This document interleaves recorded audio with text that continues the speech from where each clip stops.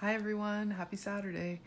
I just wanted to come on, and today is day 11 of the video challenge. And today I want to talk about kind of continue with the topic of emotional intelligence and talking about kind of the first step in awareness, having an awareness. So, thinking about our feelings and having an awareness of our feelings.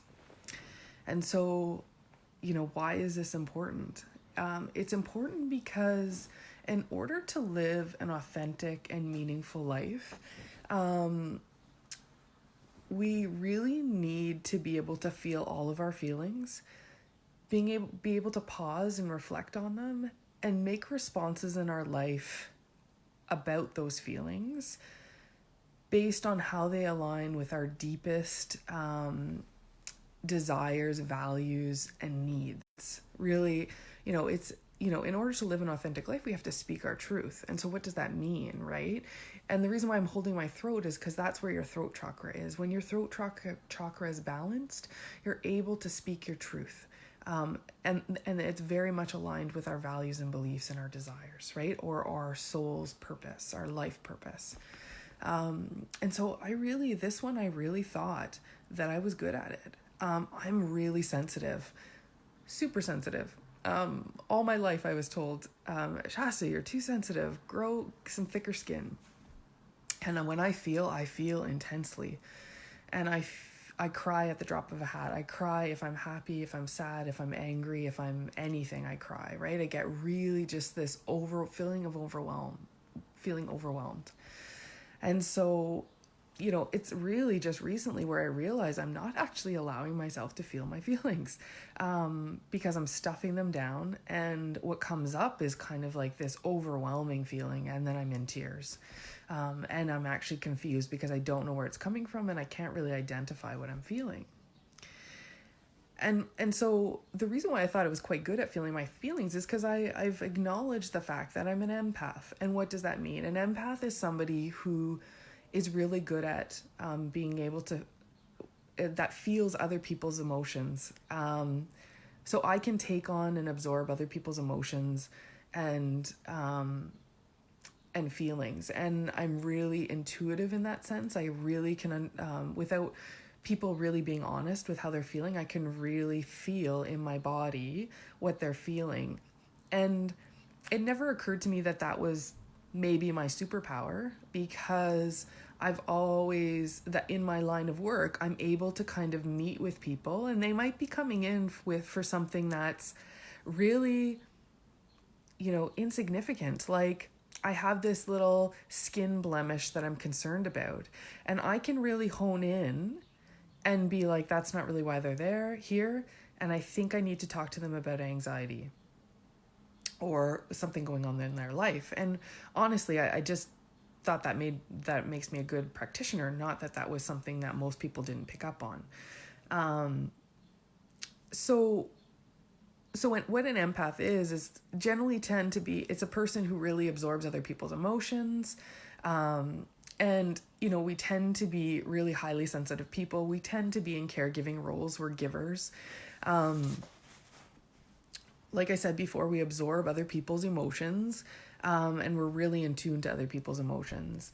And with that, we're very highly intuitive. And so we kind of really kind of understand the deep core stuff that people have. We need a lot of alone time because people in general just exhaust us. They're really, because people exhaust us because there's people out there that are energy vampires, and I'll probably do a video about what that is, but there's just people that kind of just suck us dry. And so we like to be alone. We're also tend to be, have really highly attuned senses. And so for me, I'm really noise sensitive. And so that's another reason why I need alone time, is because, noise really bothers me, in a big way. And so I need to kind of detach myself and be in a quiet room. My house is fairly quiet. The other thing is we have really big hearts and we tend to give too much. We don't have really good boundaries. and like my husband would say, is that I will severely inconvenience myself for others. So for an example of this is, someone will say, hey, let's meet up for a coffee at 1 o'clock. And I actually have something scheduled at 1 o'clock. Instead of saying to that person, actually 1 o'clock doesn't work for me, 3 would be better, I would be like, yeah, no problem. And then I would rearrange my life in the back scenes in order to be available for that person. And that's really common. And so I'm getting better at it, and I'm getting better at boundaries, but that's why I thought it was really good at feeling emotion. But what I've learned in the last couple of months is that I'm not so good.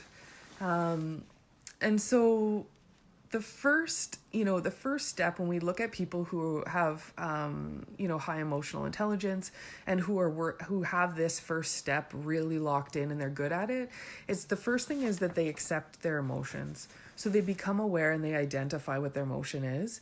And they do that by kind of saying, okay, where am I feeling that in my body? The second step is really identifying and putting a label on it. So I'm feeling anger and I'm feeling, tightness in my chest, or I'm feeling, sickness in my belly, whatever that feels like, right? And everybody feels things different. There's no right or there's no wrong. And the reason why I have realized that I'm not very good at this actually is because somewhere along my evolution, like growing, in my mind, I've told myself that certain emotions are good and other emotions are bad. And that's not true. We all know that. Really, I'm feeling really sad. And the response was, are you really feeling sad, Shasta? And then what came out is, well, no, I guess not. I'm feeling embarrassed. I was just feeling overwhelmed. And so really being able to identify it. So I, in my mind, have put emotions like anger, disappointment, any feelings of ill will towards somebody else I see as bad. Even emotions which I realized that when I'm celebrating sort of my successes, I don't celebrate. I always wondered why, I would achieve something and I would really downplay it. And it's because for me, if I celebrate that achievement, I see that as narcissism, and narcissism is bad. And so I would stuff those emotions down, and I wouldn't feel them. But what would happen is that in a period of feeling overwhelmed, I would just feel this feeling overwhelmed, and I would tear up and I would cry, which was super embarrassing because in situations where I needed to speak my truth in a work setting, where I needed to advocate for myself, for boundaries or injustices with the people that I was working with, I would get really uncomfortable and I would start to cry. And this would drive me crazy because, when people see tears, they automatically think it was sadness. And for me, it wasn't that I was feeling sad. It was more like, and sometimes I would say to people, you know what, ignore the tears. It's like I sweat. Like, it's like my armpits are sweating. I have no control over it. My brain is still thinking, follow me, follow my conversation. Don't get sidetracked or feel sorry for me because I'm crying, right? But now that I've recognized that, I'm able to really be composed and speak my truth, because I had a lot of fear about telling people what I thought and how I was feeling because I was scared about their reaction. So I held myself back in a lot of situations because I'm a people pleaser, right? So that's a whole other thing. But what I'm realizing is that, I just don't allow myself to feel. And so I end up, sorry, my husband's just coming in the room. So I got distracted. I end up, feeling actually so what my brain has done from a survival mechanism is, in order not to feel it, makes me do different things. So when I start to feel something, my body automatically starts craving food. And this is something I've learned in my weight loss journey, which I'll talk about later. And so as soon as I'm craving food, I need to stop, because it's really easy. It's like my body has created an easy button to self-soothe me so that I won't feel anything, which is really nice of my brain, but it's really maladaptive. And it's, it makes me crave food, specifically sugar and flour, wanting me to self-soothe and stuff that down further so that I don't feel anything. And also because it doesn't want me to erupt, right? And be feeling, embarrassed or shameful. So once we accept it and say, okay, where is this emotion where are we feeling this emotion in our body? Once we identify and label it, like I'm feeling angry, what's important is realizing the impermanence of it. Really, it's really like this too shall pass. When we fight emotions, they come back harder, right? And the best way that I explain this to my patients is people who are experiencing anxiety. I say to them, anxiety is like a little kid, right? We get a little bit of worry, and so we have a little kid who's saying to us, mum, mum, mum, and that's that little bit of worry. And then we ignore that child who's saying, mum, mum, and they start pulling at our sleeve, mum, mum, mum. And that's anxiety starts to build, right? And we ignore that little one. And then that little one has a temper tantrum. And that temper tantrum is really, for us, having anxiety, is panic attacks, right? Our body is trying to get our attention. Our brain is trying to get our attention and say, love me, feel me, reflect inside. I'm worried, I'm anxious about X, Y, and Z, and you're ignoring me. But our brain is really smart. Our brain will give us chest pain, will give us shortness of breath, because it knows that we will take that seriously and we'll go see a doctor for it, right? And so many a times I will see people coming in with shortness of breath or chest pain and end up diagnosing them with anxiety because, and then they're kind of, as we, go around making sure there's nothing physically going on, and then getting the root of the anxiety, they're kind of shocked, right? But then once they acknowledge it, that energy or those feelings tend to kind of deflate a bit. So understanding this too shall pass, right? Everything, when we allow emotions to come in, we accept them for what they are, they pass really quickly. Yes, it's uncomfortable. It feels awful. But, within 15 to 20 minutes, generally that subsides. It's when we fight it, right? When we fight feeling those things, our body just comes back harder and harder and harder. And it lasts a long time and we cause undue suffering. I'm not saying that that's easy, okay? I'm still working on this. But it gets easier as it's emotional intelligence, like I said, yes, in yesterday's video, it's really a muscle or a skill that we need to work at every single day in order for it to get stronger. Once we allow to feel those emotions and let it pass, then we need to get into a mindset of curiosity and really inquire and investigate about why it is. So asking ourselves, what triggered me? Think about people who you meet and they set you off. And you think, ooh, like, what was that all about? And sometimes people, without any intention, they remind us of some deep wound, and that's what's triggering for us. It's not them personally, it's that they remind us of something that we've come across in our past that opens up the floodgates, right? Especially if it's something that we haven't dealt with before. And so it's really interesting because I really believe that there's some higher power out there, whether you call it God or spirit or creator or universe or whatever. And you'll find that you'll get the same types of people that show up in your life in order to teach you a lesson. And so for me, for a long while, it was these really aggressive coworkers that would come and just plow me over, because I needed to learn to speak my voice and I needed to learn to set boundaries and say, it is not okay for you to speak to me like that. And when you call people on their shit, sometimes they stop, right? But I kept getting in these same work environments where people would just fucking plow me over because I'm super nice. But now I'm learning to speak my truth and hold hold space for them and be kind, but also by doing that, it doesn't mean you're accepting any abuse or poor behavior from people, right? It's really important that we have boundaries regarding that. Once we identify what those feelings are triggering in us, or asking ourselves, why do we feel this way?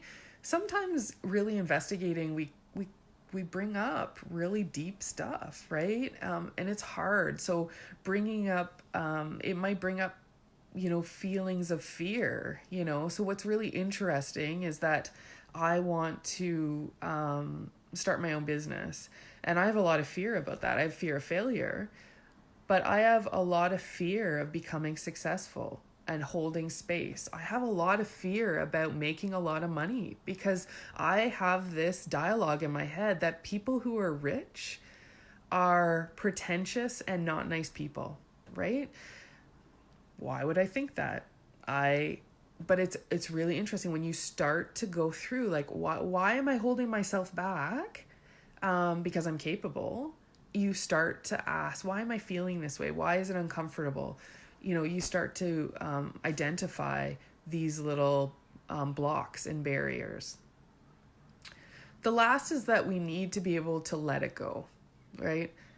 We need to let it go and not control it. So sometimes when we feel something, we want to control it, put it in a little box, tuck it away, and forget about it, right? Put it into Pandora's box. We don't want to see it again, but we can't. The reality is we don't have control. And we need to be open to the outcomes of the feeling. And whatever that means, so whatever that unfolds, right? Whatever that unfolds, so that we can kind of deal with it and clear with it and move on to the next challenge. So, that's my story. Still not very good at it, but getting better. So anyways, do you guys feel your emotions? Are you good at identifying those emotions? Are you good at letting them go and communicating them? Let me know. Put that in the box. Let me know if what you learned from this video. If you're like me, where you're 40 years old and you're realizing, as much as a, crier that you are, that you weren't really actually allowing yourself to feel. And so you're learning to feel things. Like for me, feeling anger, I don't think I've ever allowed myself to be angry. And there's, and the reality is it's really healthy to feel all emotion. So it's about feeling it and letting it go and not holding on to it. That's negative, right? So it's important. It's okay to feel angry at somebody, but it's about forgiving and forgetting and moving on, right? It's okay to feel disappointed in other people, but it's about, allowing that to exist and letting it go, and not letting it linger or shadow further interactions. So anyways, I really enjoyed doing this video with you guys, and tomorrow we'll talk about pausing. So after we feel emotions, we need to pause. So anyways, I really like reading your comments. Keep putting your comments in below. If not, send me a MSN Messenger if you want to send me a private message.